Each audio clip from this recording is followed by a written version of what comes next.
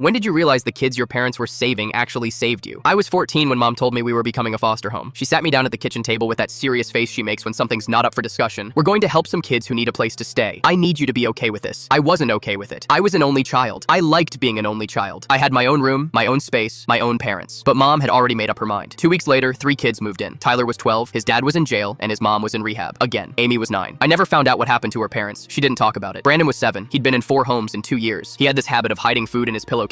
I hated all of them immediately. Not because they did anything wrong. They were just there, in my house, using my bathroom, eating at my table. Mom was cooking their favorite foods and asking about their day and tucking them in at night. I felt invisible. I started eating dinner in my room, stopped talking to mom unless I had to. Spent all my time at my friend Kevin's house because at least there I mattered. This went on for 3 months. Then I got sick, really sick. Started losing weight, couldn't keep food down. Mom took me to 6 different doctors before one finally figured it out. Crohn's disease, chronic, incurable. My digestive system was basically attacking itself. I was in the hospital for 2 weeks. Came home on a pile of medications, had to follow this strict diet, no dairy, no fried food, small meals every few hours. Everything had to be measured and timed. I felt like a freak. Couldn't eat pizza with my friends, couldn't have birthday cake at parties, had to carry around this pill organizer like an old man, lost 20 pounds in a month, looked like a skeleton. School was brutal. Kids stared when I ate my weird food at lunch, made jokes about my bathroom trips. I started skipping lunch entirely, just hid in the library. I thought mom would pay attention to me now, finally, now that I was the one who needed saving, but she was still busy with the foster kids, still making them breakfast and checking their homework and driving them to appointments. I felt more alone than ever. Then one day I came home from school and found Brandon sitting at the kitchen table. He was 7 years old and he'd made me a sandwich. It was terrible. Dry bread with peanut butter spread so thick I couldn't bite through it, but he'd cut it into 4 perfect squares the way I had to eat now. Small portions. Made you food. His voice was tiny. So you don't get hungry. Something in my chest cracked. After that, things changed. Amy started leaving crackers on my desk before school, the plain ones I could eat. She never said anything, just left them there with a drawing she'd made, usually a dog or a flower. Tyler learned my medication schedule better than I did. He'd knock on my door at exactly 8 a.m. and 8 p.m. with a glass of water. Your pills, man. Don't forget, he was 12 years old and making sure I didn't miss my meds. Brandon stopped hiding food in his pillowcase, started hiding granola bars in mine instead, for when your stomach hurts at night. They took care of me. These kids who'd been abandoned and moved around and told they weren't good enough. They saw me struggling and decided I was worth taking care of. I started eating dinner at the table again, started helping Tyler with his math homework, taught Amy how to draw better dogs, played video games with Brandon even though he was terrible at them. Mom noticed. One night after the little kids went to bed, she came into my room. You're doing better, I shrugged. They're not so bad, she smiled. That sad smile she gets sometimes. They needed you, you know, as much as you needed them. I didn't get it then, but I do now. Tyler stayed with us for 2 years before his mom got clean. Before he left, he gave me his phone number written on a piece of notebook paper. Call me if you need anything, I'm serious. Amy got adopted by a family 3 towns over. She still sends me drawings sometimes. She's 16 now and really good at art. Brandon bounced around for a while, came back to us twice more when other homes didn't work out, eventually got placed with his grandmother. Last I heard, he's doing okay. I'm 23 now. My Crohn's is managed. I still take 8 pills a day and can't eat most normal food, but I'm okay. And I'm in school to become a social worker because 3 kids who had every reason to only think about themselves taught me that the people who've been broken know how to care for broken people better than anyone else. Mom still takes in foster kids, different ones now. I help when I can, teach them what Tyler and Amy and Brandon taught me, that sometimes the people who need saving are the ones who end up doing the saving, and that family isn't about blood, it's about who shows up with crackers and water and terrible peanut butter sandwiches when you need them most.